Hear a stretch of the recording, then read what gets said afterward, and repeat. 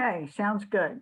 Okay, so I'm starting the recording up, and basically today we're going to be talking about stories.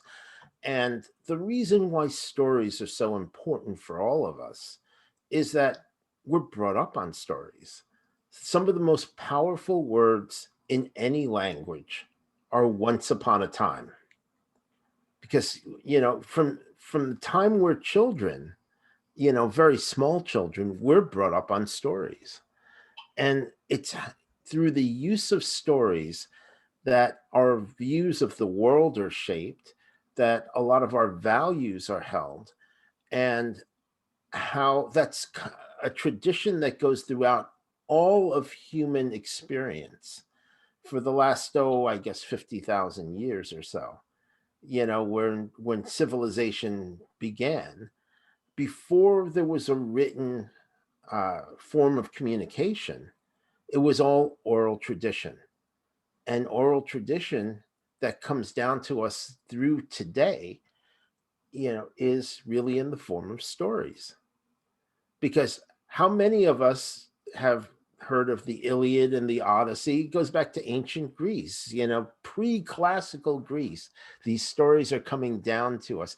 The myths and legends, of the Assyrians and the Sumerians, the mythologies that come through us from all the different cultures, they were all originally oral. And there was that oral tradition that went throughout our time, through the written language, and now even into movies and cartoons and TV. The Bible was originally, both the Old Testament and the New Testament is often told primarily in stories. And it was because of that we have all of these traditions that have shaped our culture.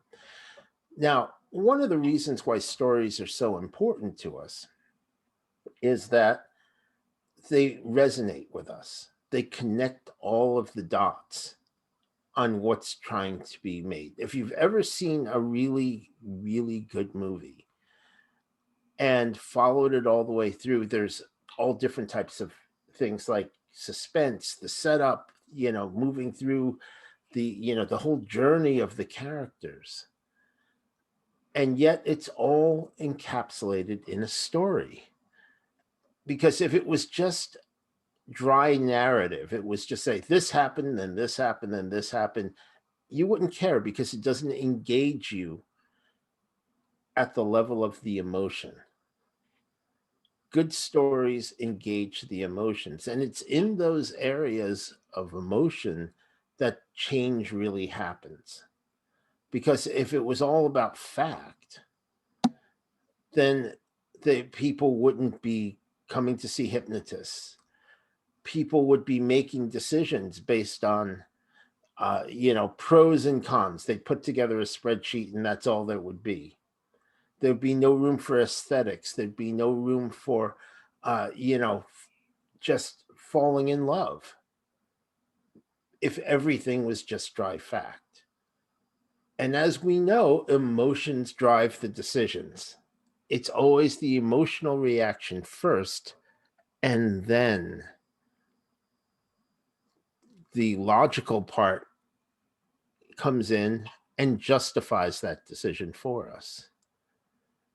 And so, in order for us to be able to influence people, whether it's in change work or it's in a business situation, the use of story is incredibly important.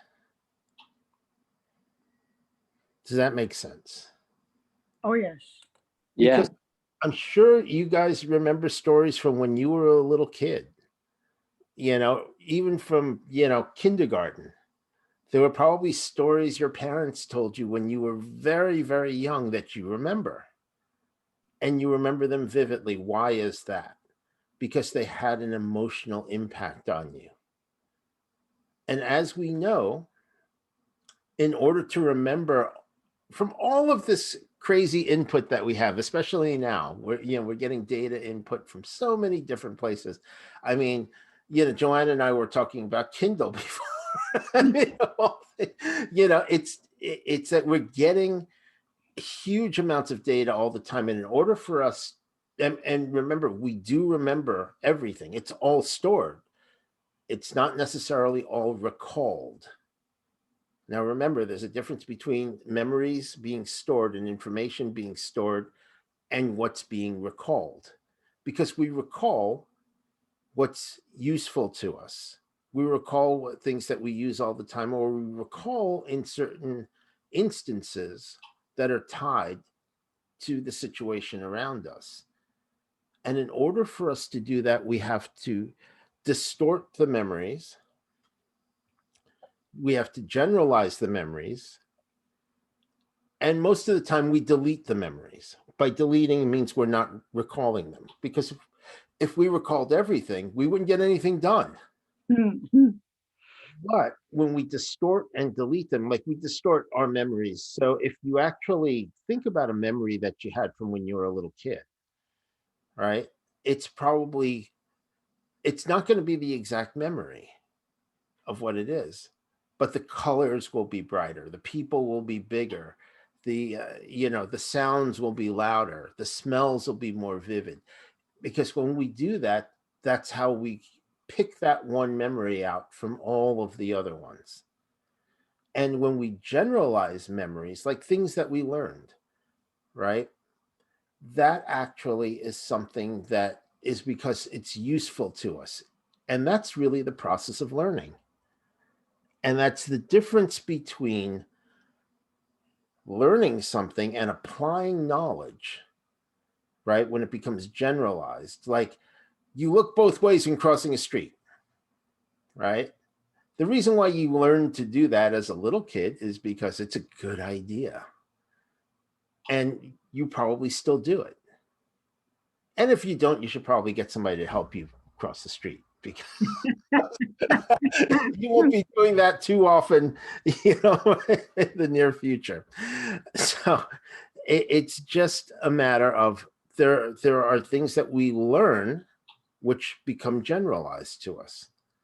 And that is where, in many ways, the power of stories helps us generalize the things that we want the person to learn. And I want to illustrate to you how that's done for yourself. And I would say, do you guys think you're good storytellers? Let me ask you this. I think so. Okay. Good storyteller. Richard, you a good storyteller? I could be better. I will tell you this. You are an incredible storyteller, and we're all incredible storytellers. Okay. But most of the time, those stories they're stories we tell ourselves. And these stories have a tremendous impact on ourselves. Oh, it's a trick question then. Well, it's actually, you'd be surprised at how good a storyteller you are. And let me show you how. Okay, so if you've got something to write on, because this is an exercise I think I actually give to all my clients now, because this is something that's very, very, very useful. I want you to write one column, right? There's going to be essentially 3 pages because you'll need a little space. So one, put child, right? On the next page, put adolescent.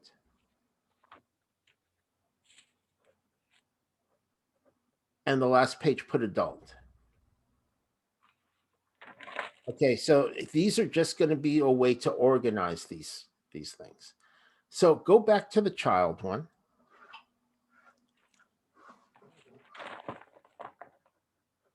And I would suggest you actually write it down as opposed to putting it in the computer, because it's very visceral. There's a difference between when you write things and when you type things.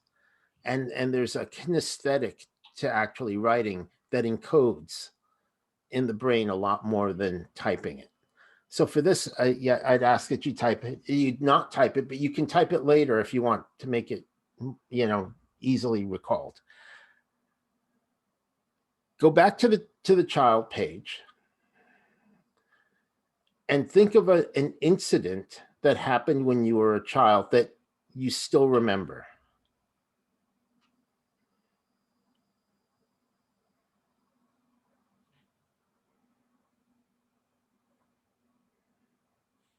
And by child, I mean up to, say, the age of 13 or so.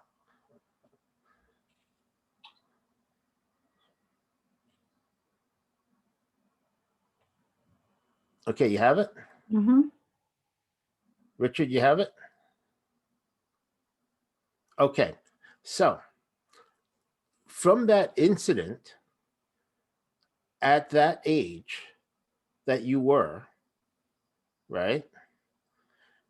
Write down the age that you were, Mm, approximately. maybe Just that. 10.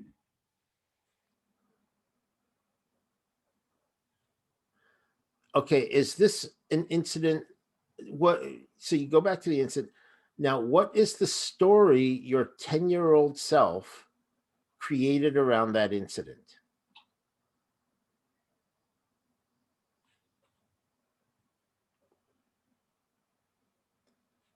Or however old you are. That's good. Story you told yourself, you created for yourself at the time. I have it. Write it down.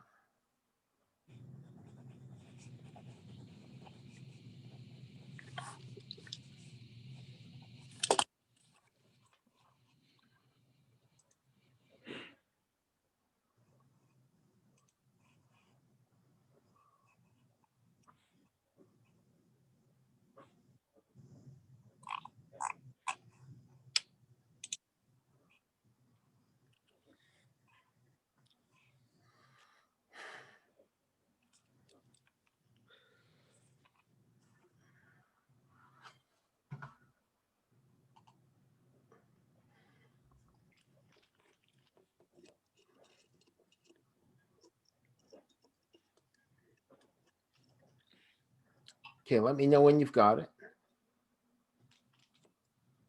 Okay. Joanne, you almost have it? Mm-hmm. Okay, good. Now, let me ask you this. Is it an empowering story or a story that was a bit rough? Mine was a bit rough. Richard? Empowering, very. Okay. And you still remember it? Yeah, but it's good. I never remembered it that way until I asked myself that question, by the way. Okay, good. Like, Now, I mean, I didn't that detail. It was just a story, a picture. But I didn't know it meant that to me until I said it, until you said that, and it came immediately. good. Okay. And it could be either one. That's the point. And now, what impact does it have on your life as an adult? Now, if it's a rough story, right? When you view it as an adult now, what does that story mean? We skipped adolescence. I'm sorry? We Oh, no, skipped- no. Adolescence would be a separate page. Oh, it's a separate page. Okay. Oh, No, I adolescence had the would be a same separate thought. page. I had the same thought. But I accepted it. I'm very coachable, but I had the same thought. No, adolescence is, there's a whole set of other stories around that you have in adolescence. This is just Okay. when you're a child. So what did you just say? What is the meaning of the story as an adult? Yeah, when you look back at that story, what does it mean for you?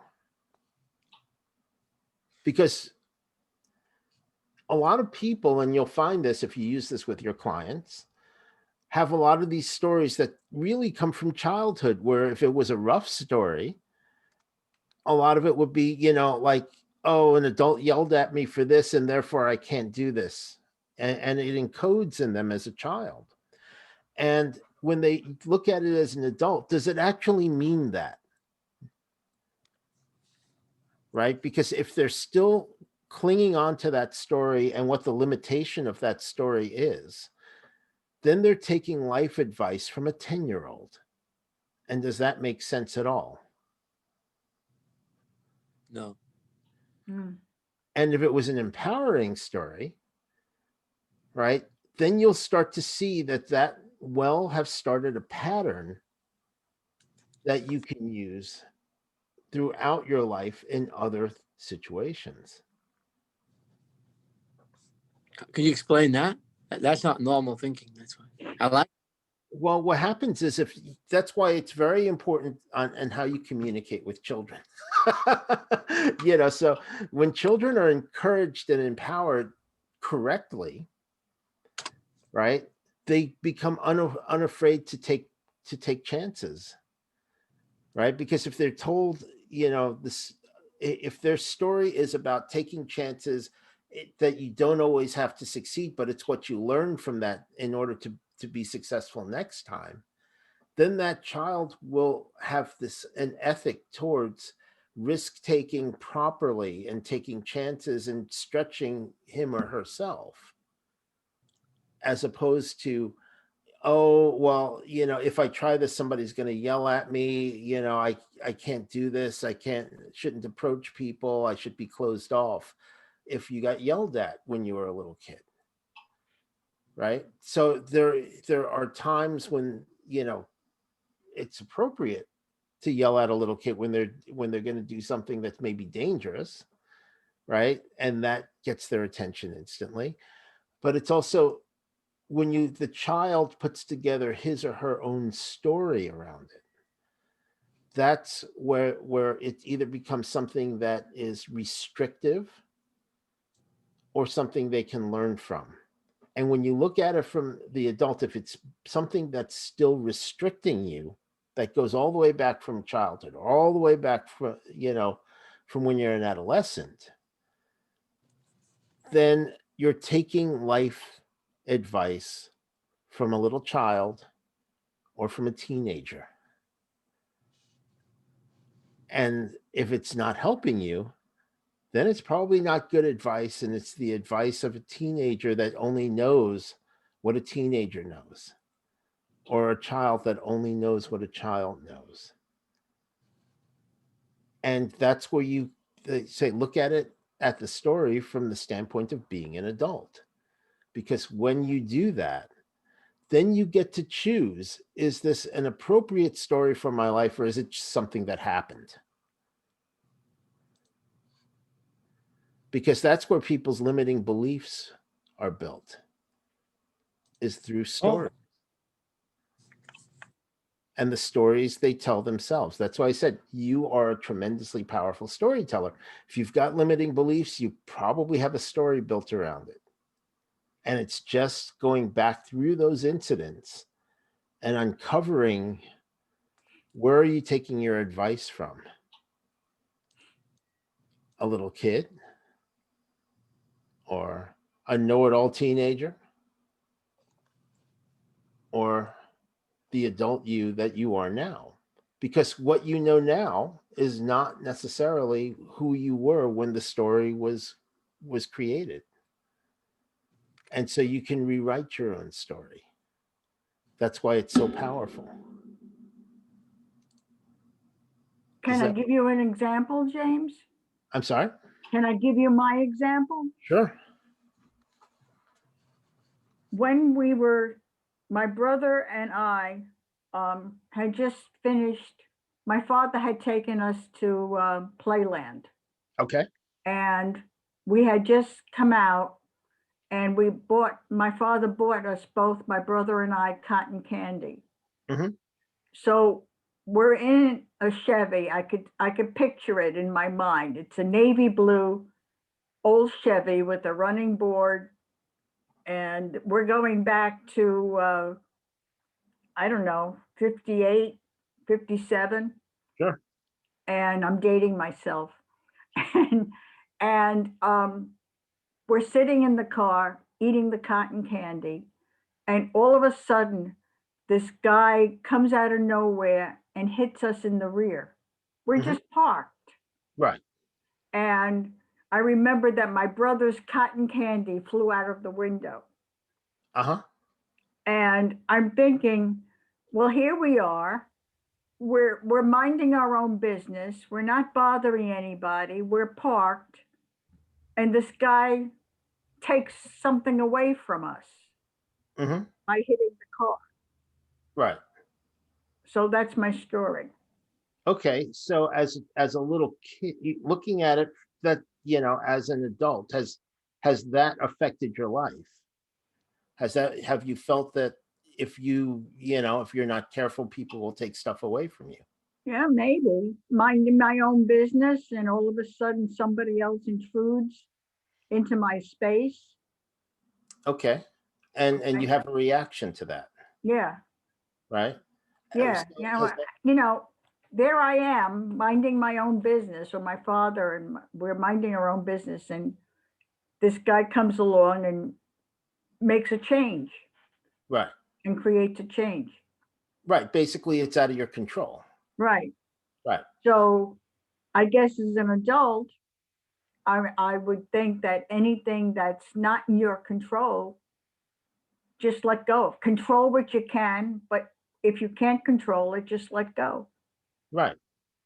Exactly. But when you go back to that story, does that bother you?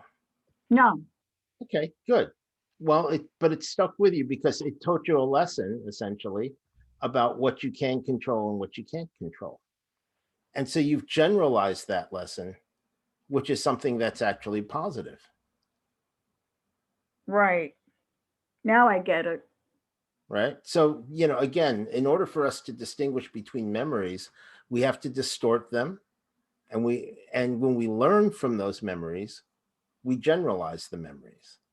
Now, is that could be both good and it could be bad, because when we generalize things too much, that also it traps us. Like when, and obviously we have these things in politics, all of these types of people are bad, all of these types of people are good, and that also is a problem, because people are individuals, and when you're dealing with people, you have to take them as individuals as opposed to classes of groups, because when we start doing too much in terms of generalizing groups, that's where you have some real problems, where essentially if you're not in that group, then it becomes realistically a huge problem. And when you approach people on the individual level, your interactions are going to be a lot better with them. Hello, Mark. Hello, Nguyen. How are you? Hey, what's up, James? Welcome. Thank you. Hey, good evening, everybody. How's everyone? Doing Good, well. thank you. So you Good. guys are going to have to catch the replay in the beginning. No I had problem. to work late tonight. I understand completely. I was working on the weekend, and that was not fun either. It just turns out that way. And so basically right now we're going through individual stories and how they affect us, because then we're going to go into how to use story to influence other people, which is really kind of, if you understand how story affects you, you can start getting a feel for understanding how story affects other people. And by becoming sensitive to that, and Nguyen's been through this process as well. Mark, I can catch you up another time if the replay doesn't explain it enough. But one of the things is, when you become sensitive to how stories affect you, you'll become more sensitive to when you're telling a story and about the effect you have on the other person. Because some of us have had the experience, unfortunately, of listening to somebody who tells a story that doesn't go anywhere. Oh, mm, And especially it's especially bad if it starts out good, right? And you get into it, and then all of a sudden it just doesn't go anywhere, right? And it's mostly because the person's trying to work out what that story means in his or her own head, and they're basically thinking out loud. I mean, I had a person I was interviewing, for potentially for a job, and he was just like going on and on about his background, and basically he admitted to me, he goes, well, I'm just going through this, to see if it could be a good fit. I'm trying to work it out in my own head. It's like, that's not the place to do it. Like talking to me is not the place to do that. And I have a good friend. She's really very, very sweet. She's really, really nice. And she was saying, oh, well, I have this problem at work where, for some people, the reason the people don't think I communicate well. And I said, well, what do you mean? She gave me an example. I said, the problem is that you think out loud. So basically you're verbalizing your thought process. They don't understand what you're talking about because you're still trying to figure it out. That's why it's, you think you're communicating, but you're actually just thinking about it, and you haven't really decided what you want to say. So this is where we have to talk about story as something that's very powerful and something that needs to be used strategically, not where we're just throwing shit out. Because there's too many people, they just want to throw all types of shit out. And the easiest way to start thinking in terms of story, and we're not going to get into the technical aspects of story, which is, the beginning, middle, and end, and the hero's journey, and all that stuff. You don't need to do any of that stuff, because we all tell powerful stories when we actually do two things. We listen to the other person to understand what they want, right? What they want to hear, because they'll be talking about something, that's interesting for them.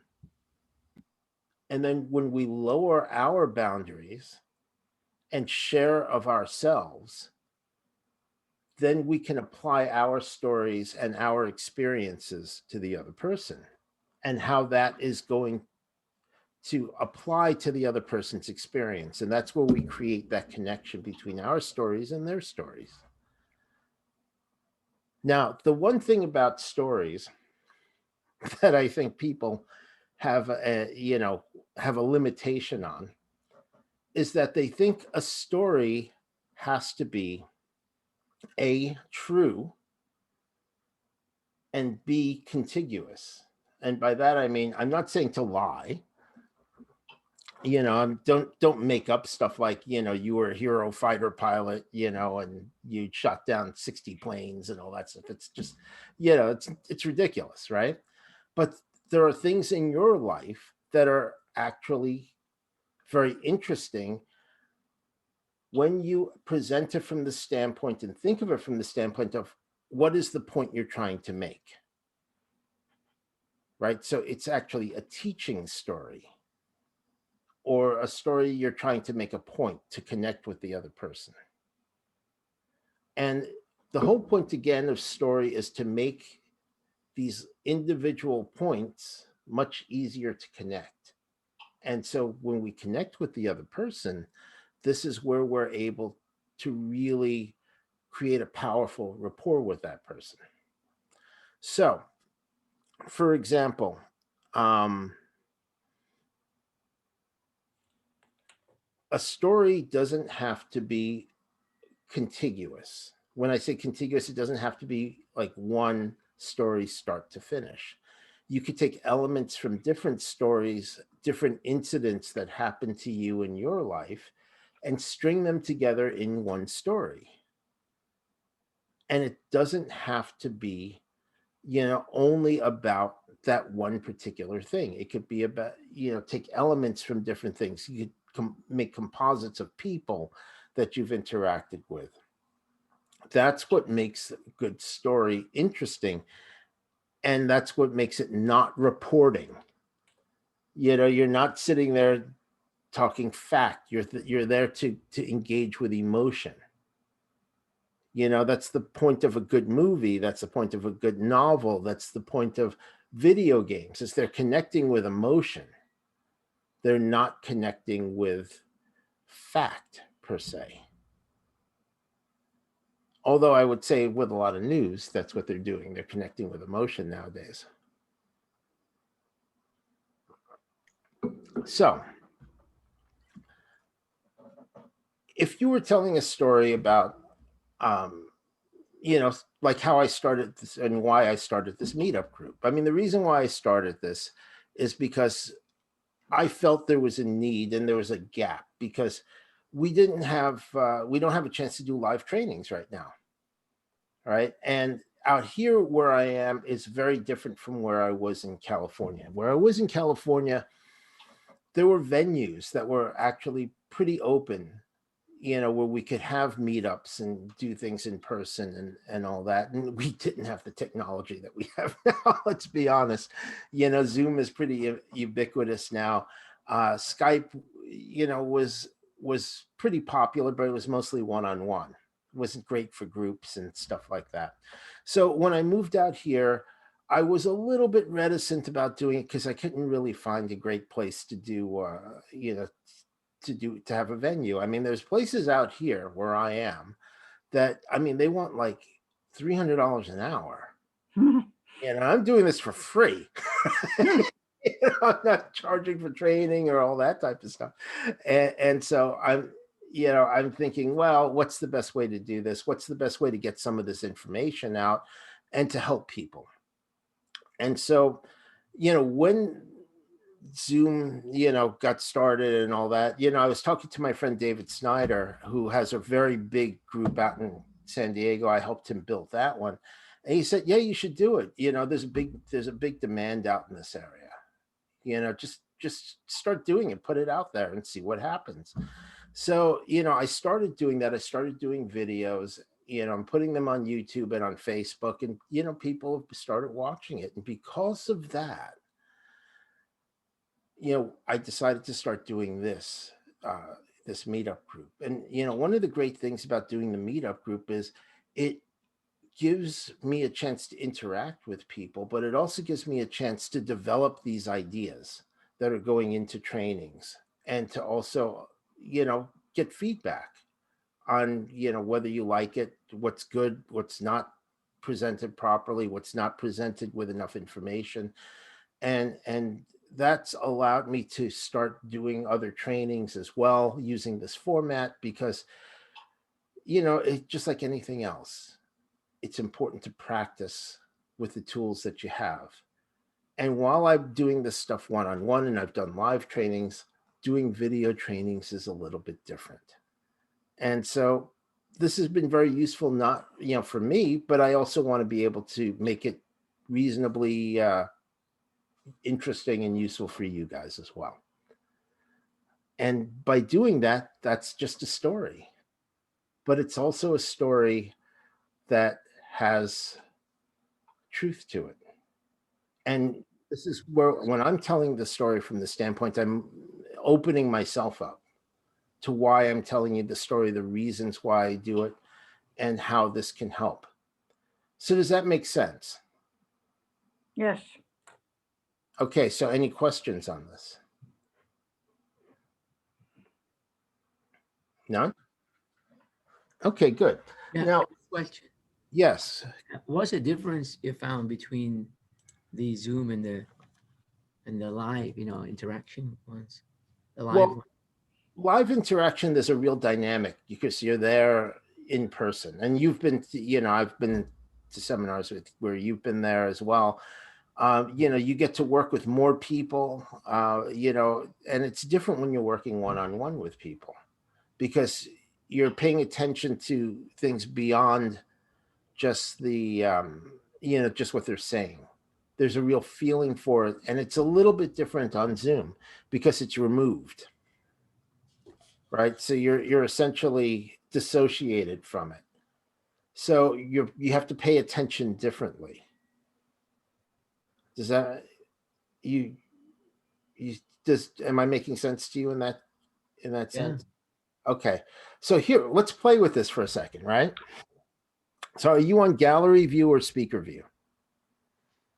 Me? Yes. I mean, are you on? So can you just see me when I'm speaking, or can you see everybody else at the same time? Right now, you're the main one, and then there's small pictures above you. Okay, so you're on speaker view. So go to the top corner and switch to gallery view. Oh, okay. Okay, notice how it changes your experience of the training, right? It does. Because it plays with for those of us who understand NLP, it's what's called the submodality. It's how we use our senses.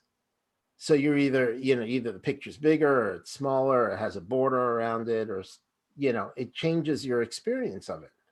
And by doing that, again, it changes your experience of how this works. When you're doing things in person, it's a different focus. You're focused on the person who's doing the presentation, and then when you're working with people, it's you're focused just on that person. You don't see any of the other people around. Now, Zoom kind of accommodates some of that by doing, the breakout rooms and stuff like that. But right now, we're not using those. So you're either getting to see the speaker view or the gallery view, and it's just changes the experience. It's different from being live. But it's more convenient than being live. I mean, you're not taking time off to go travel somewhere and sit in a room with a whole bunch of other people with masks on and all that type of stuff. So it's much nicer when you don't have to have the masks on, because then you can actually see the expression of the person. You can see the effect you're having on the person. And the story is really where you pay attention to the person. This is where it comes in.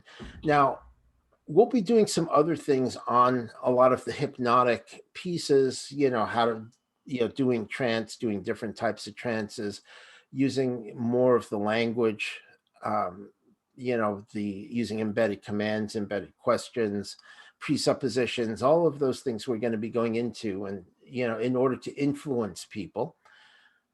But it all comes together in the story, because it's in the story that you can package all of these things and make it elegant. You were going to say something, Richard? If someone says, "What you do?" Let's Say say again. Joanne, she's a Let's say somebody says, "What do you do for a living?" Let's say Joanne's a hypnotist, or someone's a chiropractor. That's where somebody can put in a story, I guess, right? Well, How did you get into a business? How did you become a chiropractor? Well, okay. So this is where we're going to start moving into it, because this is the second part to it, and it's about picking up on what the other person has. So let's play with this a little bit, right? So Richard, you're in real estate. Obviously, Richard is a high-level real estate guy. If you're ever looking for a place in Ontario, he's the guy. But anyway, I got affiliates anyway. Oh, you got affiliates everywhere now. Okay. Well, North America and England and Germany. Okay, good. So Turkey, actually, as well. If you guys need a house, talk to Richard. He'll hook you out. Okay. So basically, Richard, let me ask you this. If you were looking for a house for yourself, right? What's important for you in the person you're going to be working with? The neighborhood's important. Yeah, obviously. But other than the neighborhood, when you think about the person you'd like to work with in helping you find a house. Someone knowledgeable. Okay. Someone knowledgeable. And what does that mean for you, that knowledgeable part? Like they know the area, they know what's going on, they know the trends, they know the zoning. Yeah. Well, I completely. They know the agents in the area even. Yeah, I understand completely, because when I was looking for my house, when I was moving from California to Pennsylvania, there were certain things I really wanted. And there's certain things that obviously that were very important to me. One of those things is access to, amenities, to shopping, to, having the right places. Obviously here we're doing a lot of things with cars, right? So we drive pretty much everywhere, but I also want a proximity to, mass transit, so I can get into New York City without having to try to find parking when I get to New York City, which is a disaster. I mean, one time I had to park in Midtown for about an hour. It wasn't even an hour.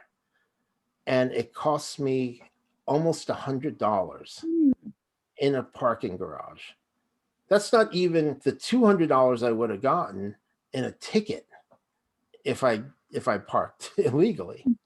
So that's why it was very important for me to be able to get mass transit. And because of that, I was able to find a realtor who was really good and understood the area, understood, where the amenities are, understood, how easy it is to get to even a place like Costco, which, is very, it's useful, especially when you have to buy things like toilet paper when COVID went crazy, so I was well stocked up. And because of that, I decided to go with her. And the main thing that she understood for me was getting good resale value and helping me get good contractors to increase the value, because I'm not going to stay here forever and I want to be able to have good resale value. So I understand completely about having that. And I think I can find somebody who understands that for you. Great. Does Very that, good. right? So do you get an idea of how that transitions into a story? Yeah. I went to the to buy a couch. I was looking for a couch. Very seriously looking at it, a leather couch. Mhm. So I went to the store and there's an old gentleman, salesman, probably doing selling furniture for a long time. At least I got that impression. Mhm. But he definitely knew his stuff. Not that I knew that from experience, but my wife went there and he was very knowledgeable. Well, she's the boss, so. So what happened when I went, maybe in your house, when I went there, I went there. You're in trouble now, Richard, because you. I don't follow those memes. So when I went there, I sat there, and I really enjoyed it. And the sitting there, I thought, this is really nice. And all the salesman kept on saying, yeah. I said, this is a nice one. I like this one. And he says, yeah, it will last 20 years. I went, okay, man. He goes, oh, it's a good one. It's really good quality. It will last 20 years. I'm thinking, what's that got to do with it? It's completely out of my criteria. It got out of my trance. Like, Yeah, I don't know, 20 years, that's too long to even think about. well, for a because piece of for him that was a feature and a benefit, right? Mm. Not a criterion value. But here's the thing: it may have changed your mind a little bit, right? If he just said it once, it didn't matter. And if he said, instead of 20 years, he said, it's going to last. This is a great quality piece. It'll last 2 decades. Because 2 decades sounds a shitload longer than 20 years. It does.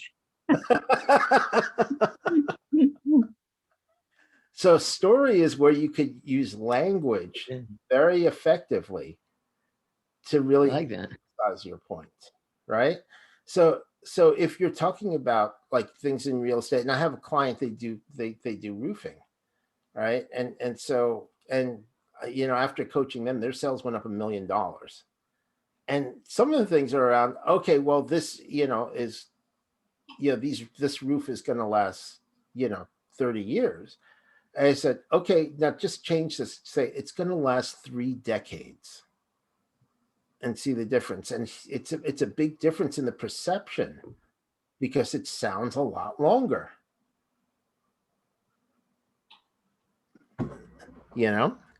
If you say 50 years, this is going to last 50 years, right? That sounds pretty long. If you say it's going to last half a century. Whoa. Right. So all of a sudden the picture blows up that you make in your head. Right. So language has an incredible effect on it. And that's where story hooks into the language and packages all these things together for us. Right. And so the easy transition in almost anything is, I have a friend who's like you, or I have a client who's in a similar situation. Or I know somebody who was That's in a good one. I use that, yeah. situation. Right. And that's where you can then go into your story. I like that one. you know, or if you're just meeting somebody, you know, how some people, you never think you're going to become friends with somebody, because you don't really on the surface have a lot in common. And yet there are people that you meet that you may, have nothing in common with, but you feel a real kinship with. I felt that with you, you know that. Yes, exactly. We have nothing in common, other than the fact that we met at all these places. We didn't know at the time though. How much? No, We exactly. automatic. So I have a friend that, unfortunately has passed away. He was, of all things, a psychic. He was a professional psychic. He was actually quite good. So, he was very accurate in a lot of things, surprisingly enough. And it was one of those things where we connected, not so much because he was a psychic, although that was somewhat useful sometimes. If I called him up and asked him a question, what do you think about this? Yeah, and he actually would give me some very good advice about stuff. But about just things in general, things like art and history, and just even though we didn't see eye to eye politically at all, opposite ends, we could have these discussions and and really respect each other's positions. We actually became very good friends this way. And it was just a matter of opening up. And when you open up and really experience the other person's point of view, and respect that we don't have to agree in order to be friends, in order to become close friends. That's what makes life really interesting, and meeting people really interesting. And that's why it's just a matter of opening yourself up to meeting new people and just seeing what they're like. And at the same time, sometimes people get very stuck in their position. And my answer to that, and unfortunately, I'm not in contact with somebody. I still consider her a friend after many, many years, almost 30 years now. She got very upset when Donald Trump got elected. And I said, look, we don't have to agree. I'll still love you. And my door is always open to her. If she wants to connect, that's fine. If she doesn't, unfortunately, that's how people feel. But, I always keep my door open from that. And because of that, I had a friend who was very, very close. And one time, which is a different story, of course, he and I fell out. And years later, over 10 years later, I get an email from him, and he said, oh, well, hey, just wanted to touch base. I said, yeah, hey, here's my new number and everything like that. Contact me. What's your number? We'll get together. And he said, oh, I didn't think you'd want to talk. And I said, my door's always been open. So, we're still in now we're in close touch, and, our friendship is just as strong as it ever was. And Oh, because that's good. you just open yourself up to it, and you never know. People. That's sad that he wouldn't have known that. If he didn't reach, maybe he wasn't. He wrote that email and he's wondering whether I should press it or not. Yeah, If and he didn't press it, he'd never know that. right, and yet he did. See, I said I just never had your contact information.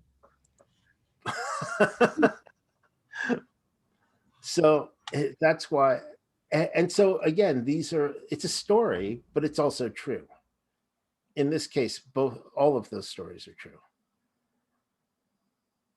They're not composites, but you can make it a composite. Doesn't have to be, if you knew somebody who was impactful in your life in high school, you want to use it as an example, or a couple of people,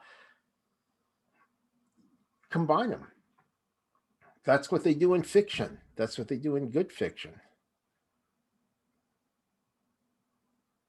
Does that make sense? Yes. Mark, you got this? Mark, are you there? You're on mute. Maybe is he there? Oh, well. Newen, you have How about this? you? Don't forget about Ewan. He's important. Hey, yeah, I'm still here. I'm a little bit sleepy. I woke Okay. up way too early this morning. Well, that's because you have a tough job that you have to get there on time. Yeah. But we'll work on that. So does that make sense about how you share stories and hook it in with the other person? Newen? Yeah, you've Yeah. got to open yourself up emotionally and Yeah. have your door open. Yeah, and be willing to share your experience with other people. How Or can you make a story interesting? Because sometimes I think, well, I don't want to bore anybody. well, how do you know it's boring? It may be boring to you, but if they haven't heard it before, how it wouldn't be boring to them? No, usually it's interesting to me. I'm Right. just afraid of boring somebody. Right. Well, that's why. First of all, why would you think the boring is actually, this is something that's really interesting, and I learned It's a good discussion because I never you know, had that discussion with anybody. has everybody what was that movie had Mark Wahlberg in it and everything. It was, yeah, they were fishermen, and Perfect Storm. Perfect Storm. Anybody see that movie Perfect Yes, Storm? I did. What am I? Newen, have you seen that movie? Oh, I haven't seen that one yet. Okay. Me neither. Okay. Well, it's a movie that really hit me because it was incredibly interesting, right? And yet it's just about these guys who they got caught in this massive storm. They were fishermen. They were longline fishermen. They went out to the Outer Banks off of Massachusetts to catch, I guess, swordfish, right? Big money, swordfish and tuna. And it's something really kind of mundane, right? I mean, they made a mistake. They went out too far during a storm. They didn't pay attention. And unfortunately, they got killed at sea. They were one of the boats that was lost at sea during that storm. But it's in that story and how it's told, and what makes it interesting is the personalities of the people, not so much what they did, but who they were. That was important, and that's what made it interesting. That's why you get shows nowadays like Deadliest Catch. These guys go out and they catch crab in the Bering Sea, and it's kind of like, are they guys you want to hang out with all the time? Probably not. They're a pretty rough group, right? But they do something that is incredibly dangerous. They get paid well for doing it, but it's incredibly hard. And why is it interesting? It's interesting because there's a story there that's being told. It's not just about the hardship, but it's about the perseverance. It's about how they how they interact with each other, how they have to put up with each other, and tough conditions and things like that. So why are these shows popular? It's because of the story and how it's presented. Because otherwise it was presented again like a news report or something like that, where there was no concentration on the emotion that's going on, then yeah, it would be boring. It's like, oh yeah, a bunch of guys went out, they caught a bunch of crab in a couple of months. They worked really hard, like 36-hour days, and then they came back and they made a ton of money. Who cares? Right? But it's what they go through while they're doing it that's so important. And makes it important and makes it a story that's worth following. And it's the engaging of the emotions that's important. Now, What about the things that are important to the people in the story, the cast? Say they have personal struggles, or what's important to those characters? Well, it's not so much what's important to those characters, is that they're revealing who they are through that. So there's something compelling about that. You're right. So when people are closed off, there's nothing that interesting about them other than what they have or maybe what they do. But when people are showing their struggles, right? So, if we watch athletes, like in the Olympics, and one of the things I found very early on when I was a kid and I was watching the Olympics was they would do these profiles of the athletes.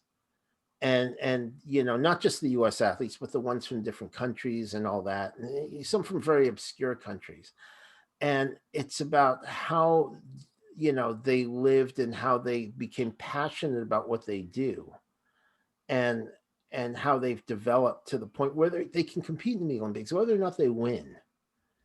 That's not the important part. It's that, you know, the important part about the Olympics, and I was involved in Olympic sports and fencing.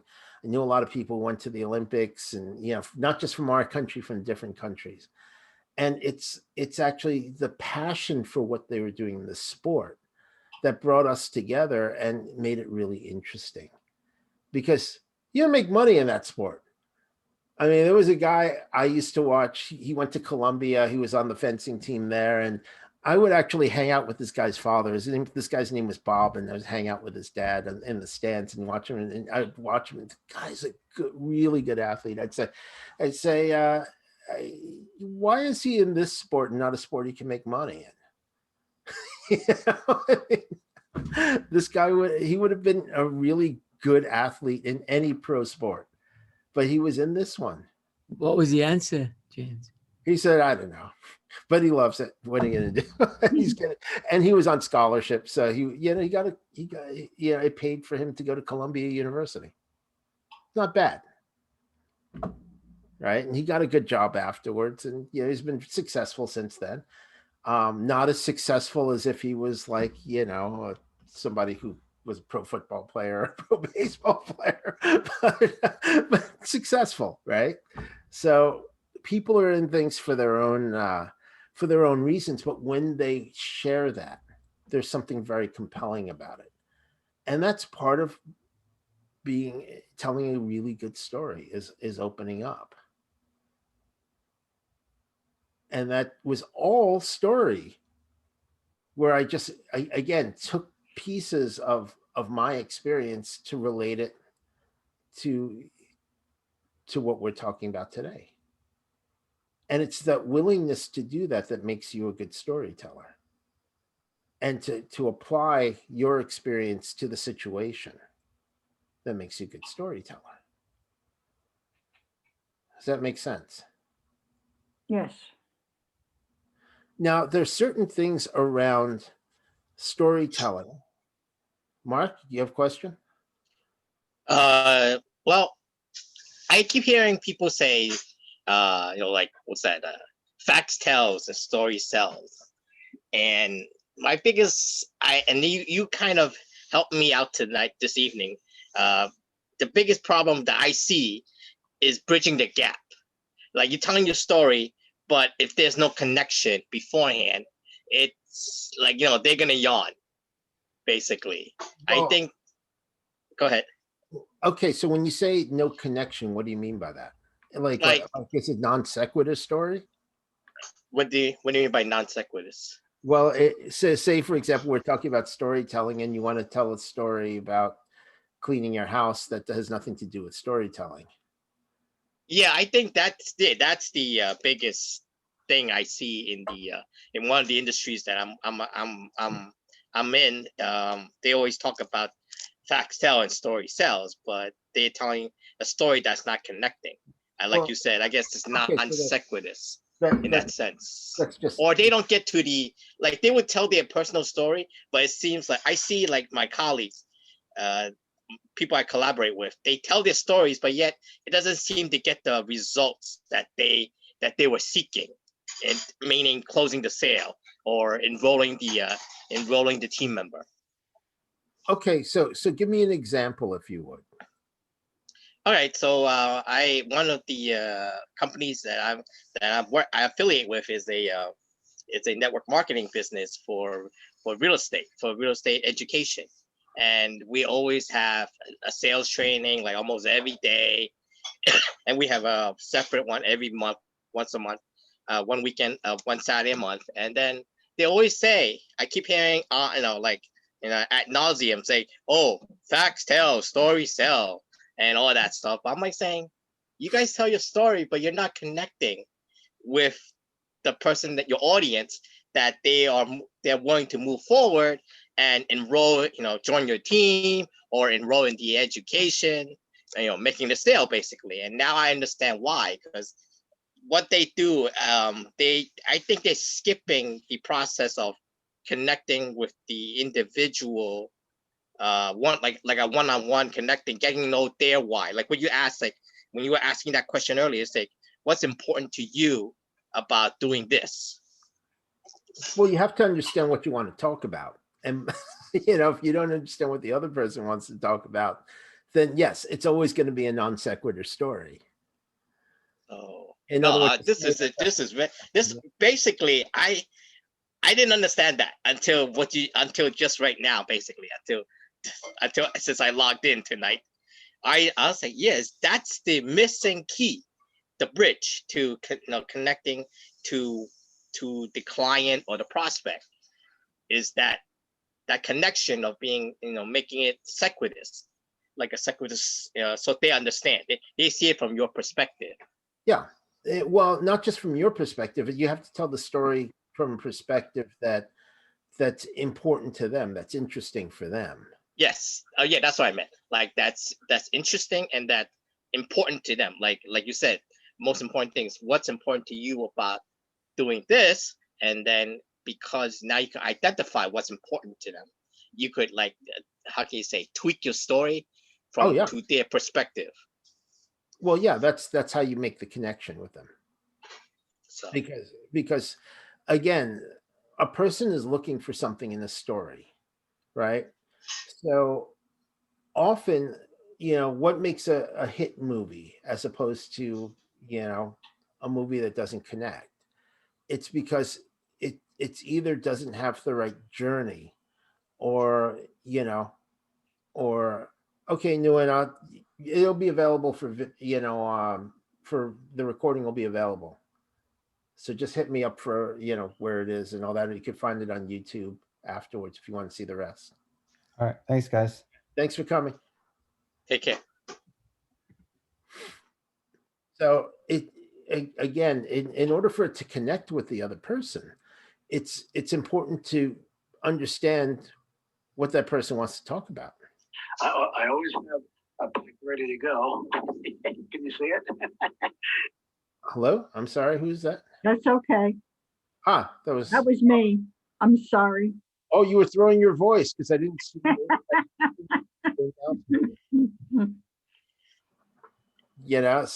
so yes. So basically, that's where it's important to connect with the person. That's how you know where, whether or not the person wants to hear a story about that, and it's generally they'll tell you about what's going on with them.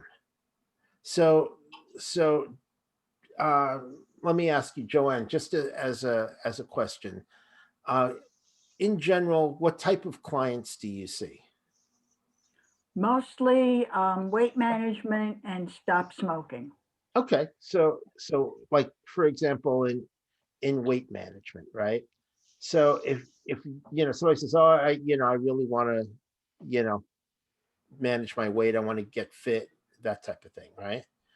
And so if you know that already, it's like, yeah, I absolutely understand. I had a client, I actually used a little bit of a different approach to it, and I want to see if this may resonate with you. Otherwise, we can definitely do a traditional approach.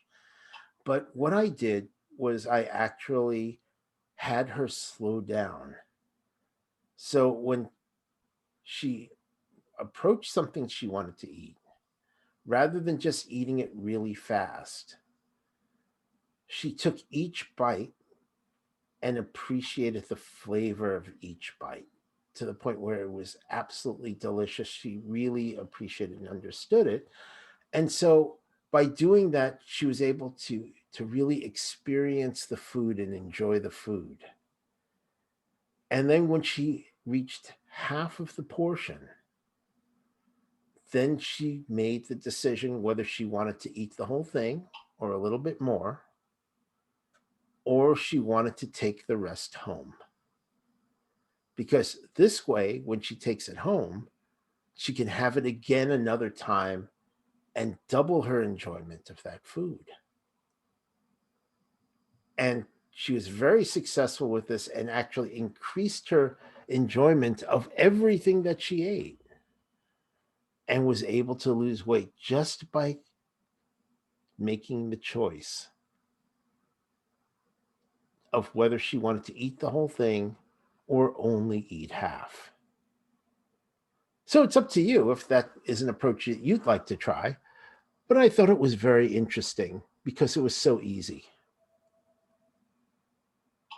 So let's get on with the session.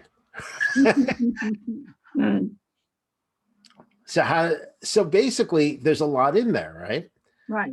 There's a lot of seeding about things like slowing down, a lot of seeding about things like, making a choice of whether to eat or not to eat, or to eat the whole thing or not to eat the whole thing, but really giving that choice back to the person, slowing down.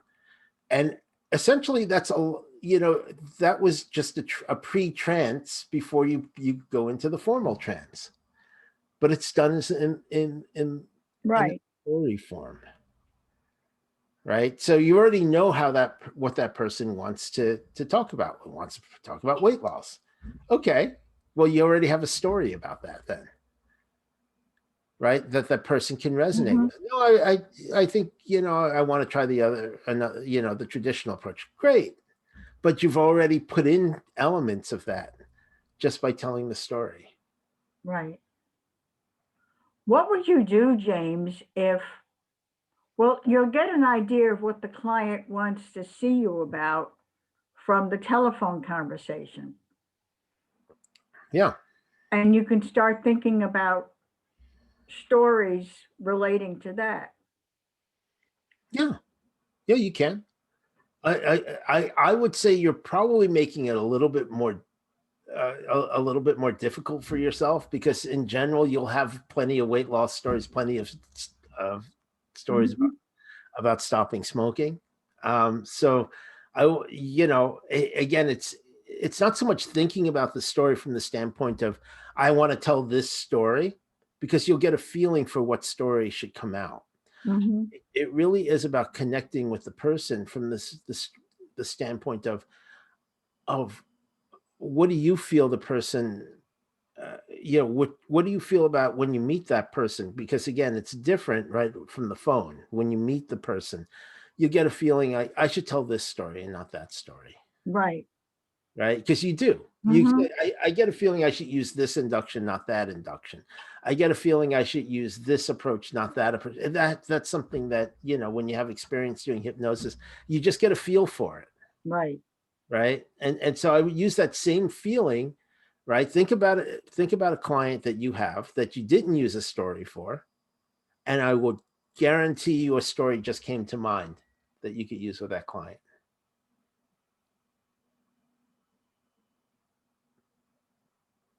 Okay. Right? because you do. It's that interaction with the person that drives it in many cases. And the more you trust yourself in telling the story and lower those boundaries, then the more you will those stories will just come to you. Because again, these boundaries that we have are there to protect ourselves, but they also keep us from connecting. And when we lower the boundaries in order to connect, that is where all of that input comes in, and it creates a tremendous amount of output in the form of a story and the embedded commands and all the things that you want to use with them. Right. So you're there to lead them as and essentially lead them to a conclusion, as opposed to pushing something on them. Right. So there's a difference between pushing somebody and leading them. Right. And when you keep the boundaries up, you're kind of pushing them. And that's what like beginner hypnotists do when they're reading the scripts and all that type of thing, not paying attention to the client. Essentially, they're not leading them. They're pushing them. Well, there's the old saying that the client will tell you what they need to fix their problem if Yeah. you listen. If you listen, that's that's why I should say, if you listen, the client will tell you, because most by that time, if you put if you listen at the end, the person's already tuned you out. So always start with if you listen. If you listen. If you build it, they will come. Well, if it's like build it and maybe they'll show up is not quite as compelling. Mhm. Yeah. Richard, do you have a question? I'm I was sorry. listening. I think it's good, addressing a lot of issues, like that one about what you do. And, Yeah. Well, basically, that one about profiling the person and assessing what kind of stories would be good here. That's what I got from that last. You'll get a feeling from your conversation with them, and you don't even have to go as deep as criteria and values, although that helps. Criteria and values makes it really, really easy to do that. But in general, you get people, like if they have a family, right, and they have 3 kids, and they want to have X amount of bathrooms, they'll tell you all that stuff up front, right? So that's easy to pull stories around that. It's like, well, have you ever considered, and then you have the, people say, okay, well, it's like we could save a few $1,000s. We get a smaller house, because the kids are really young and all that.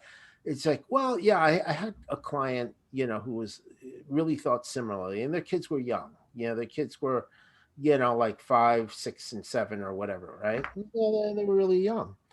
But I was talking to them, and as I was talking to them, I was standing there looking up at both of them because they're both 6 feet tall. So I said, one thing, have you considered the fact that your kids are going to grow? You're both really tall, and chances are your kids are going to be very tall.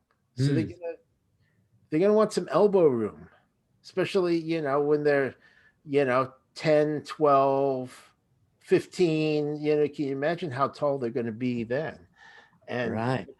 if you try to cram all of you into one little space like this, as long as you're sitting down, that's great. But, you got 2 boys and a girl, and those 2 boys are pretty active right now. So, they're going to have pretty big wingspans. Say, oh yeah, I didn't think about that. Right. And so all of a sudden you change their perspective of it. It's nice in the story rather than directly.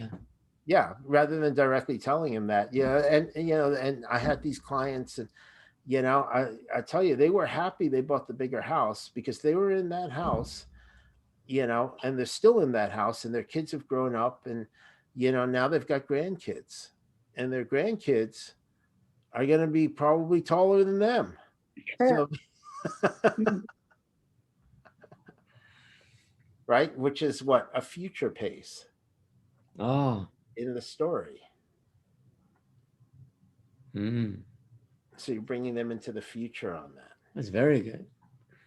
Right. So again, you could take that and just build a story around that in order to move them forward.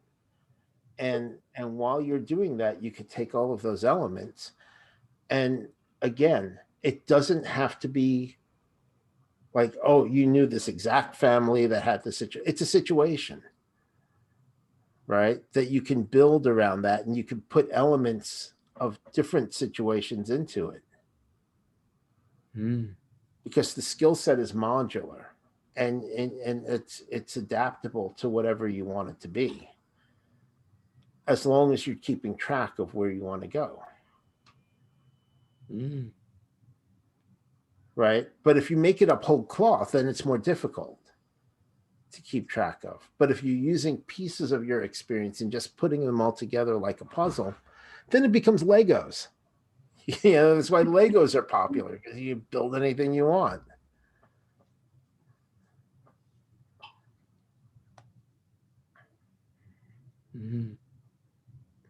Mark, questions? Yeah. Excuse me. Sorry.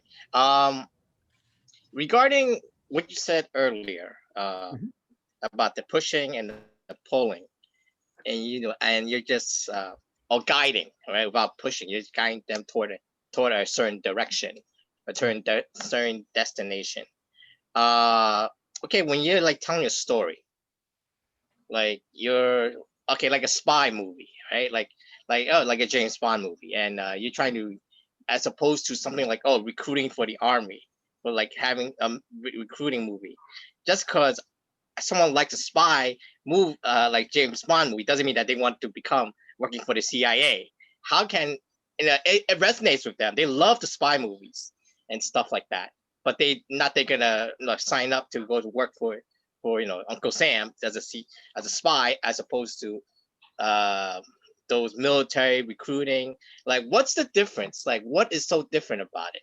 It Well, does identify with what that it tells a story.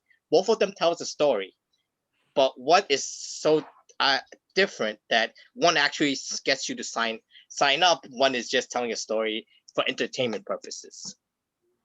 well, okay. So you're talking about the difference essentially between an ad, which is the military recruiting ads, and a movie, right? So Yes. so there's a format difference there to begin with. Okay. There's an ad that you have like at most like a minute, as opposed to an hour and a half. The other thing is army and military recruits are incredibly good. They're incredibly good at what they do because it's very difficult. So, there was this military recruiter that was great, just top notch, and one of the things he did once was he went to a mall, right? And he goes to the food court and he sees this kid, and he just who's working at a burger place. Kids working at a burger place, and he says, "Oh well, I'd like to order this and this, but I want it made this way." And the kid says, "Well, I'm not allowed to do that. I'm sorry, I'm not allowed to do that." He goes, "Oh, well, that's really sad. I mean, because this is, you can't make a change on a like a $7 order. Where I work, kids your age, they're operating multi-million-dollar machinery, and they're responsible for multi-million-dollar machinery. And they're what they do has an effect on the whole country, and in some parts of sometimes the whole world. And your boss doesn't trust you to have enough responsibility to make a change on a $7 order." And the kid was like, "Oh yeah, that's true." He goes, "Well, yeah, if you'd like that type of opportunity and type of responsibility, here's my card." And there were other kids who were listening there. He says, "Oh, can I have a card too?" Because he's appealing to something different in them. And a movie, again, appeals to the emotion of, I mean, in a James Bond movie, it's very fast moving. It's exciting because they have these exotic locations, beautiful women that he's interacting with. It's very glamorous. He's, the best at what he does and all that type of thing. But at the end of the day, the purpose of that is to get you to go see the next James Bond movie, Oh, okay. right? and hopefully to buy some merchandise, Yeah. you know. Okay. Okay. I see now. It's like the purpose of the Star Wars movies are to entertain, A, to B, to get you to watch the next one, to go to the next one, and most importantly, to buy merchandise. Which is why the last couple of Star Wars movies failed in that last thing, because the merchandise isn't selling, which means they lost a huge source of income. So they failed in that piece. Any of Uh-huh. those big movies, merchandising is a bigger part of the revenue stream than the movie itself. Right? It's all the toys and the games and all the other stuff, the costumes, the whatever it is. It's all in the merchandise. And so if the characters aren't popular, then there's no merchandise sales. And that's pretty evident. So that doesn't resonate with them. I see. So it's basically like in your story with the fast food joint. Mhm. In a way, he actually did got their I guess their why, what's important to them Well, with the kid that works there with the $7 wage. well, no, what he wanted to do was appeal to their interest in having responsibility, in being trusted, in gaining skill sets, in having a future where they would be able to have that type of control, whereas they're not trusted with making a decision on $7. So it wasn't a $7 wage, it's that they weren't trusted on making a decision to make a change in something that was $7. Oh, okay, my mistake. Yeah, so they were able to be, so it's a different lever, right? So that's what he said, where I work, kids your age, have responsibilities, and they're trusted with them, right? And so again, that appeals to that side of them that wanted that type of skill set, that wanted that type of people to trust them with that type of responsibility. So he kind of already knows their why before. I mean, based on observation, I guess. Well, I think he knows it from experience, from dealing with a lot of people that age. I mean, people that age generally want independence. They want to be thought of as adults. They want to be thought of as individuals who aren't kids, right? So he set up a contrast. He goes, where you are, they treat you like a little kid, where you can't make a decision on $7. Where I'm suggesting, where I am, you make decisions on multi-million-dollar machinery.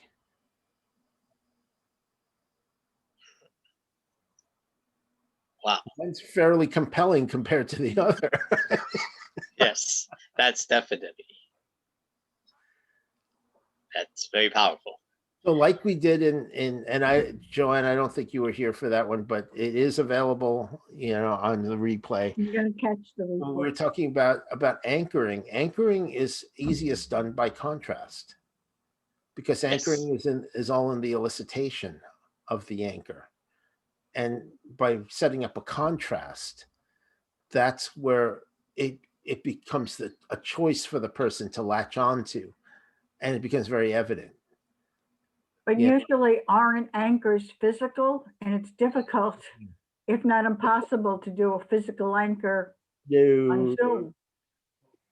Only some anchors are physical, and they don't have to be, and they're easily transferable. I'm gonna catch the replay. Yeah, you almost never use physical anchors. Like the amount of physical anchors, unless you're intimate with the person. In that case, yes, it's much better to do a physical anchor, but the vast majority is spatial. Spatial anchoring is much more useful for the most part, especially in COVID, where you have to be 6 feet away. Not you, since you're vaccinated. Well, still have to be careful. Yes, that's true. But I'm just saying, it's most of the time it's spatial anchoring. Okay. So, Richard, any questions? Yeah. What about the auditory anchors as well? Well, yes, but they're not as prevalent as the spatial. It's more of an exploration. It's not like a challenge, I think, to that statement. It's more it kind of depends, right? So if what I've found is that spatial anchors are generally more useful, but it's with the auditory component is with the embedded commands and doing it at the same time. Mm. And that's why the story allows you to put all of the stuff together and package it. And getting back to my story about the perfect storm, that's kind of where I first saw it's about how you package things and how you package the story itself that makes it interesting. Because, it just occurred to me realistically, how many people are that interested in commercial fishermen?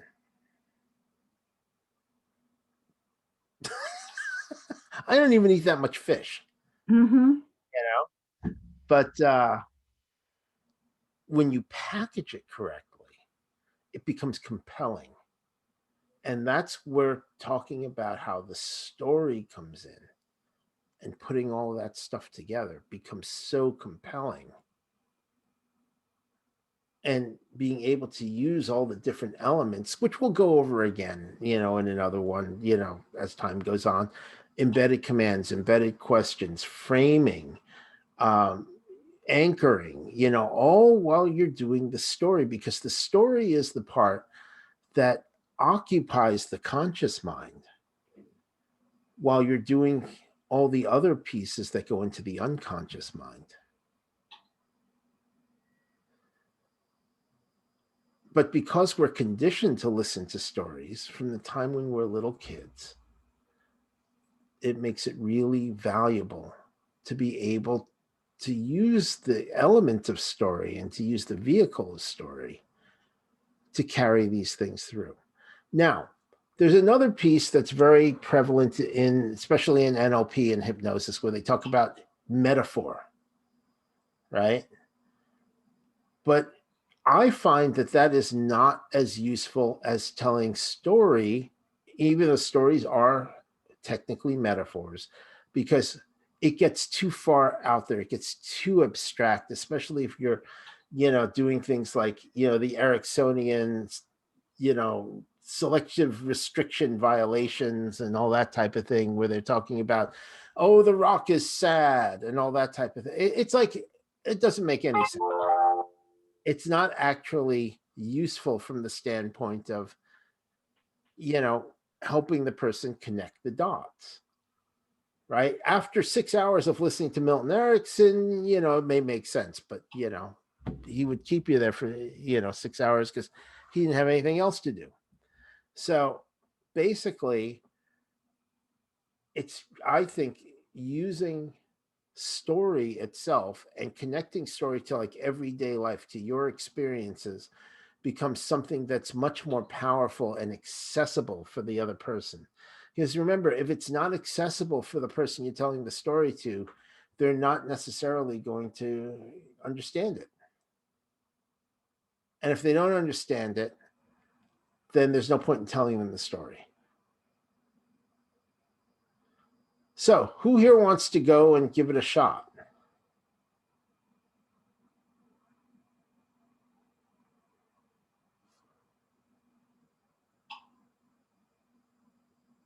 Who wants to give it a shot? Mark, you want to give it a shot? To do what? Tell the story. Tell a story. Okay. Okay. I'm very interested in what we do because it helps me connect with people on a better level, not just a physical level, but on a much more to build a better rapport on a level of rapport that's beyond physical, and I can connect with them, and I can help them to help them solve a problem. That's what I'm here. That's what what we're doing here really is strong. Help me give a strong foundation in my skills connecting with people. So the way you connect this, Mark, is like, it's like, I remember a time when, and then go into how you use the story to connect to somebody. That's the transition into it. Okay. I remember a time when I was having difficulty connecting with people and, building strong, relationships.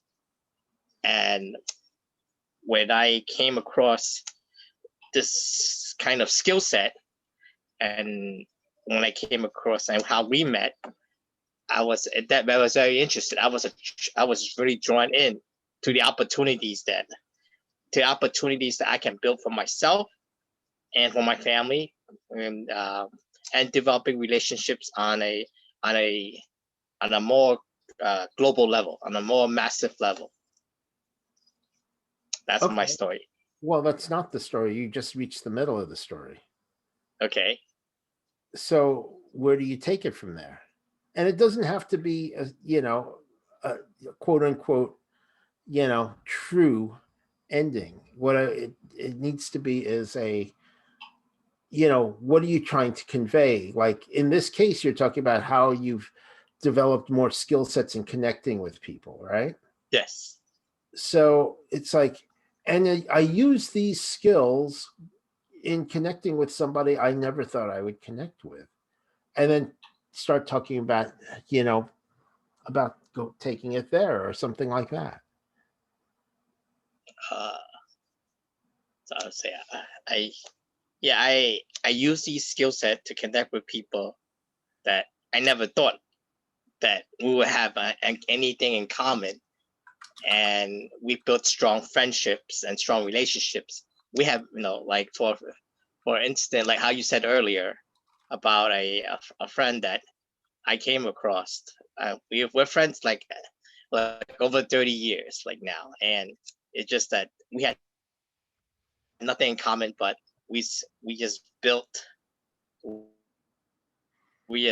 I just basically what I see now is as we just connected on multiple levels I was unaware of back then, but now understanding the skills that I'm learning here, I understand how I connected with him, and that became that developed into a lifelong friendship.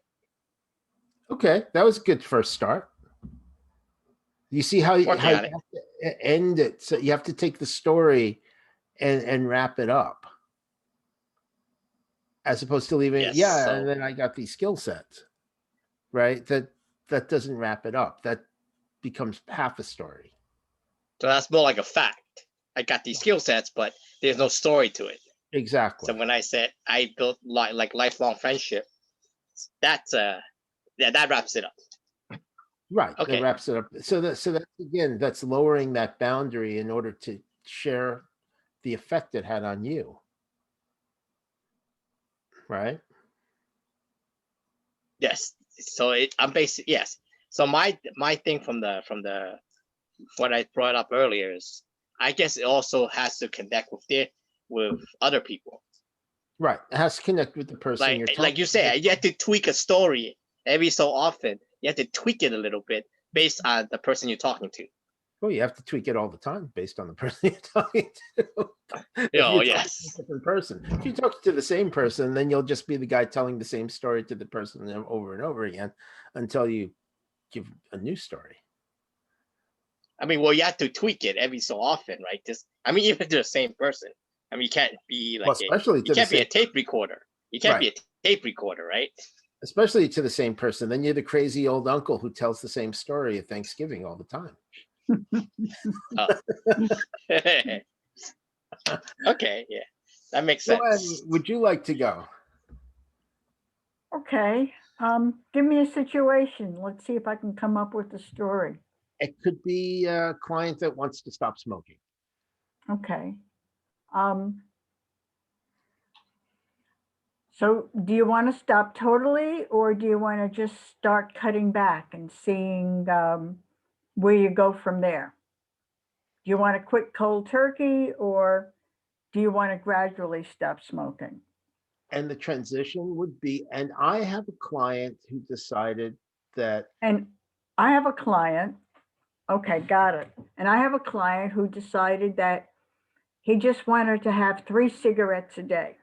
He wanted to be in control, and he only wanted to have 3 cigarettes a day. So using a method of cutting back on smoking, I got him down to where he was at 3 cigarettes a day. And his job just happened to be he was the pastor of a church. And he did cut down. He knew when he needed cigarettes the most. And he needed cigarettes the most, one after breakfast, one after lunch, and one after dinner. So we stopped on a Monday, the other cigarettes that he was having.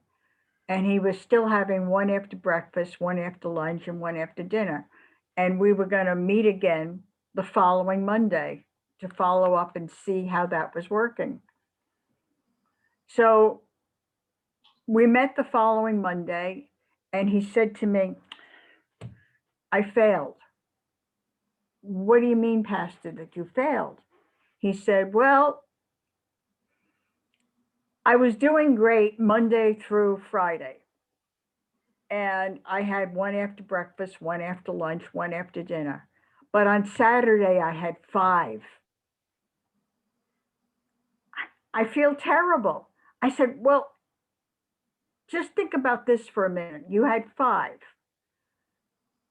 But you used to smoke 2.5 packs a day. That's 20, 40, 50 cigarettes. And from 50 cigarettes, you cut back 90%, and you went to 5. Yeah, but I really wanted to do 3. I said, okay, what's happening on Saturday? I asked him, what's with Saturday that you smoked 5? Well, one after breakfast was fine. One after lunch was fine. But between lunch and dinner on Saturday, I write my sermon. And when I write my sermon, I pace. And when I pace, I used to smoke. So that habit of smoking was still there. So I smoked 5. Well, so I asked him, is it okay then for you to smoke 3 cigarettes a day, Monday through Friday, and then on Sunday? And what do you think about allowing yourself to have 5 on Saturday? I think that's a great idea. Right. See, that's great. Now, for another person, you could take it in a different direction, right? Where it's like, well, what happened on Saturday? He goes, well, I had one after breakfast, one after lunch. Then the ladies' auxiliary came with all these cookies, and I had the cookies, and I had to have a cigarette after I ate the cookies. And we went out for a snack, and I had to eat that. Yes. So you could tweak that story in a lot of different ways. That's a great way to do it.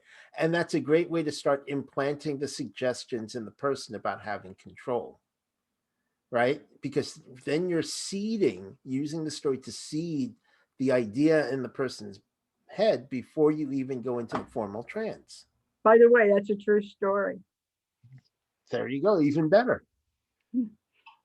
And then you can wrap it up you could use that same story for somebody who wants to stop. He goes, and then because he had the control, he decided to just stop. Right. And again, that's where the story becomes so flexible and useful, depending on the person you're speaking to. See how easy that was? Yeah. Because you have the stories already. And then it's just a matter of tweaking it to the person and the situation. Mm-hmm. And then, because you're seeding it, and this is why it's really useful in a session, doing change work with a person, because you can seed the ideas first before you even start going into the formal session. So you're massaging their unconscious, and you're telling the story to the conscious, but it's really going into the unconscious while you're doing that. So it becomes easier once you're in the session without having to dig that out. Because then you can also refer to the story, and just like in the story, right? And just refer back to it, which essentially fractionates the commands you put into the story. Right. Makes life a little easier and more, it's more interesting to do it this way. Otherwise it's boring if you do the same session all the time. Hmm. True. That was really good. That was really good. Richard, are you there? Make sure he.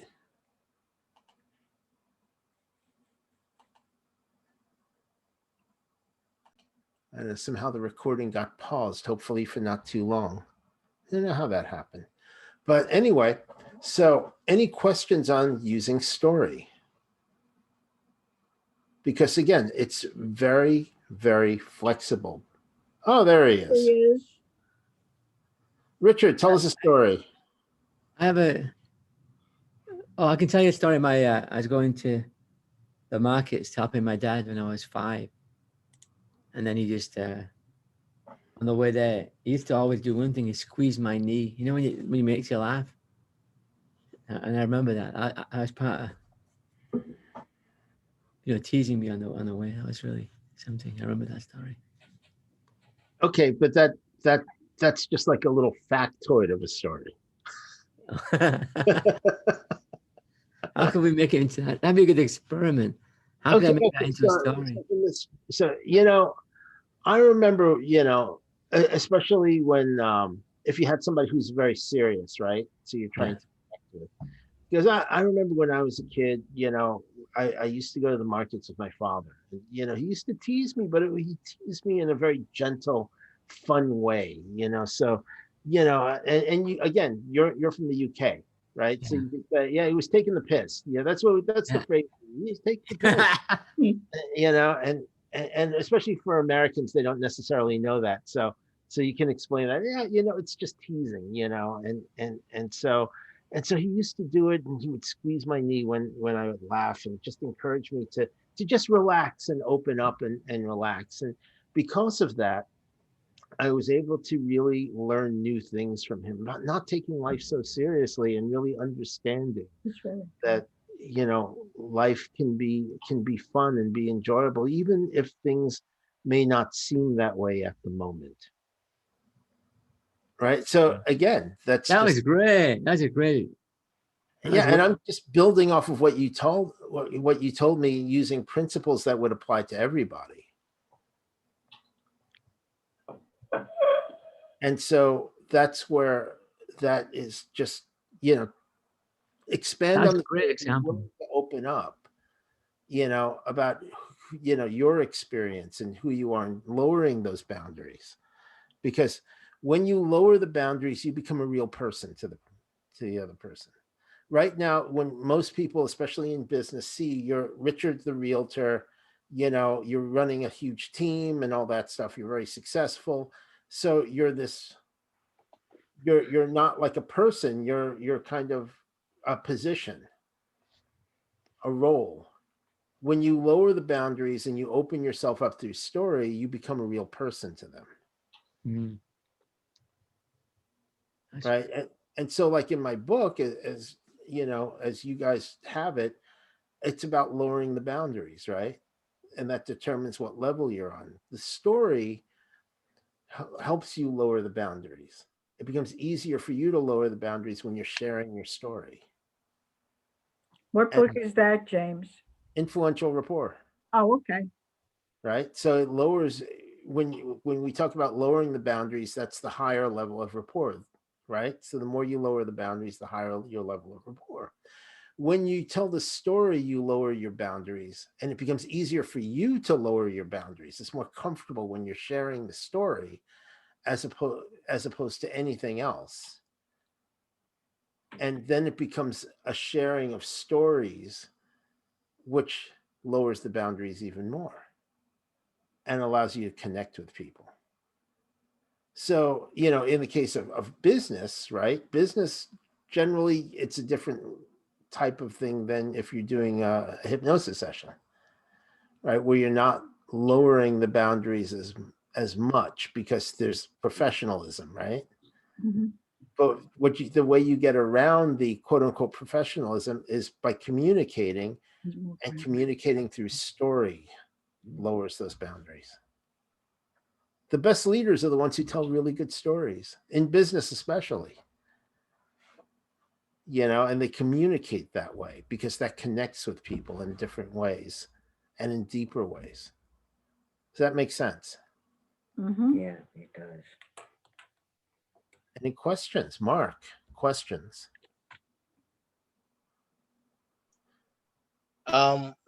Yes. In a I guess like a interview recruiting environment now, I'm just curious, right? Then when you're telling, which is more, how can you say, which would have more, for lack of a better word, mojo, right? As a when you're telling your story, or you're getting them to tell their story, and then you don't really talk about your story. When you say storytelling, you if I'm more like focused on my client or my prospect, I will focus on their story, and then I would extrapolate how I can help them from their story. Well, see, it's kind of both, right? So here's the thing, is your interview an interview or is it a discussion? Right? If it's an It's interview, like a mixture of both. Right. The more of a discussion you have, including your own stories, the more the interview opens up. Yes, that definitely makes sense. That's why it's sharing it. So Joanne and Robert, when you guys are doing sessions with people, right? Yes, you could do a session where it's like, yes, you're the hypnotist and I'll sit there and you do your thing, or you can really kind of talk about your experiences too, which allows you again to see the direction you want the person to go, right? So in the case of weight loss or smoking cessation, when you talk about how you've successfully done it with other people, or how other people have achieved results, like we did with your story, right, about the control with the pastor, right? That gives them the idea that yes, it's possible. Yes, you've done it before. Yes, this is, maybe I want to go this way and take control, because ultimately it's about them making a choice. Right? Because they're free not to, to continue to smoke. There's nothing to stop them. Right. Right? Except that they want to do it. Right? And by showing how somebody else does it, that puts it in their mind that they can do it too. Right? Yeah, and so that's why, that's where the story becomes a powerful precursor to the actual session. And sometimes you may not need that much in the session. The session is just there to lock it in, which makes it even more effective. Yep. And that's where a lot of the NLP strategies work with the meta model. By using the meta model, it's very similar in that it gets them thinking. And as Richard Bandler always likes to say, when people are doing the same thing over and over again, they say, well, I'm trying to think of a solution. I'm trying to think of a way out. It's like they're not thinking, they're remembering. But when you get them thinking, that's where they start going. That's where you're taking them through the hypnotic process, or telling them the story, or using the meta model. It's all to get them to start thinking and move their brains in a certain direction, move their thoughts in a certain direction, where they're not just going back on what they're used to. Which it's either, opening up a candy bar, which, I understand why they would want to do it. Some of them are really good. Especially if it's chocolate. Well, generally, like a Snickers bar is always very satisfying. Oddly enough, I didn't know this. I was watching Food That Made America, but the Reese's peanut butter cup is like the biggest selling candy bar there is. Who would have thought? I like them, but I didn't figure they were that big. But it's just, there's a lot to like there. But it's all in controlling how much you have. not whether or not you like it or not. I mean, there's a lot of people think you can have, have zero or have as much as you want. And that's not how life works. That's not how people want to live.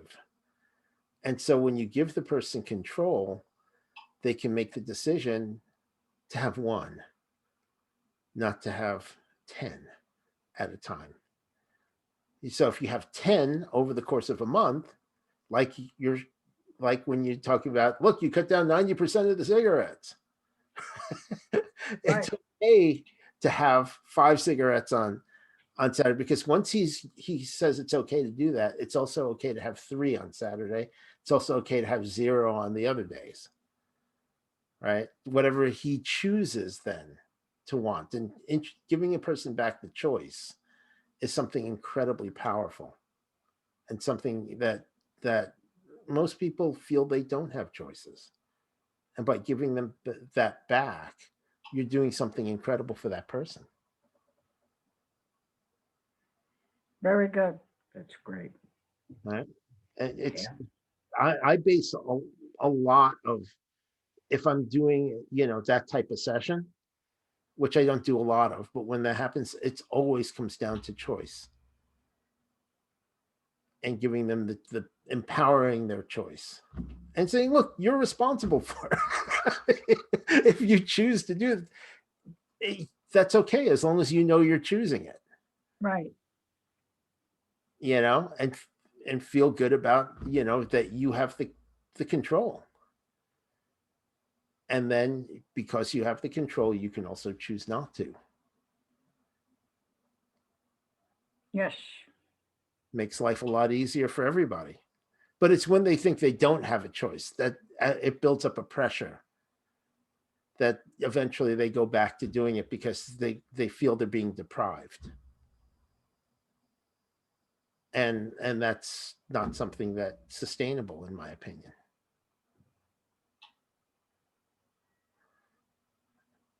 Richard, are you there? Great.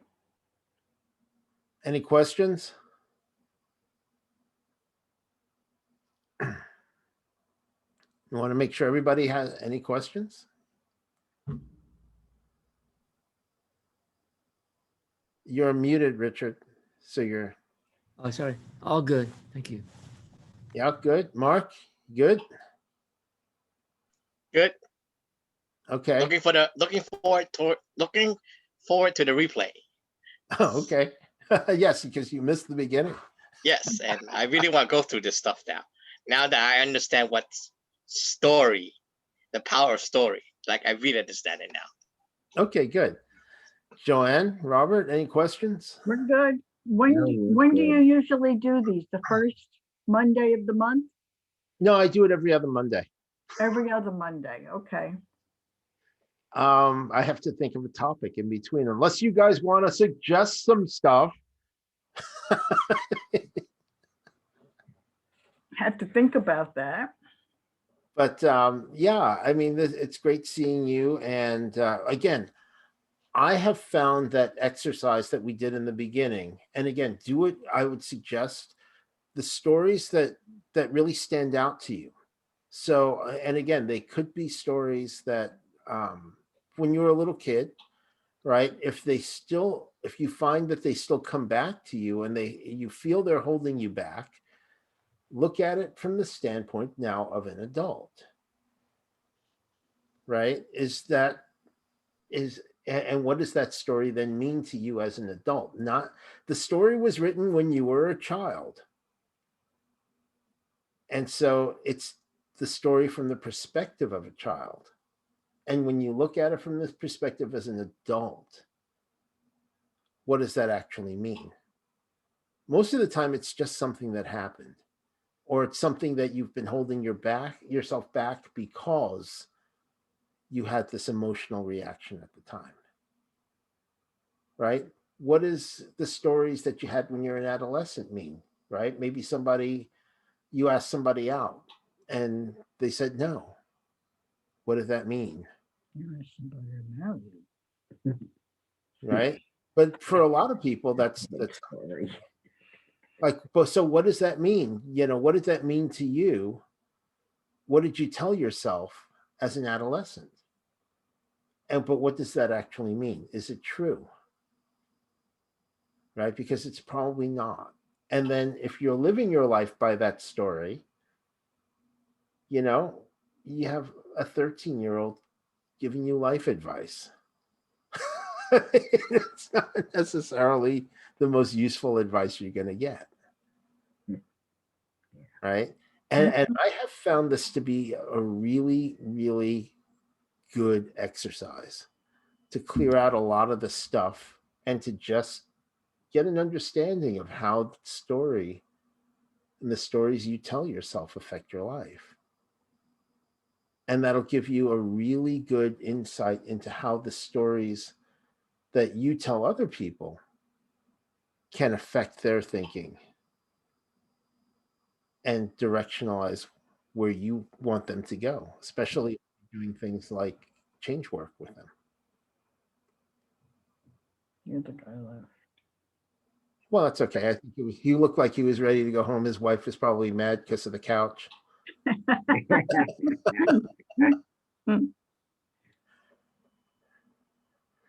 So that's why I have found this to be a really good exercise. I've used it for myself, and I found it to be a really, really useful exercise.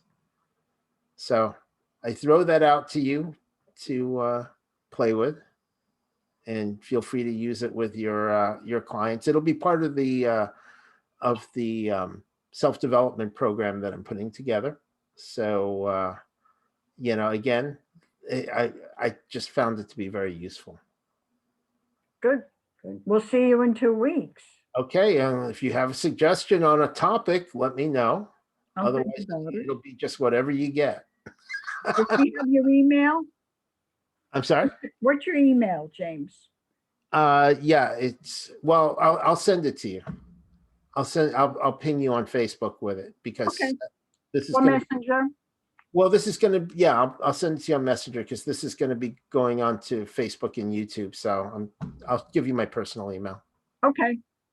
Great. Okay, great. Thank you, James. Thank you, James. This is fun. Thank you. It was This is- awesome. Let me know how it goes. If you have any other questions, just ping me, and you know, positive reviews are appreciated. Okay. Definitely. Okay, thanks. Okay, Thank looking you, forward. James. Have a Okay, great night, you guys. It was Thank good you. to see you again, James. nice to see you. I'll catch you next time. Catch Yes. you. Bye. Take care. Good night. Bye.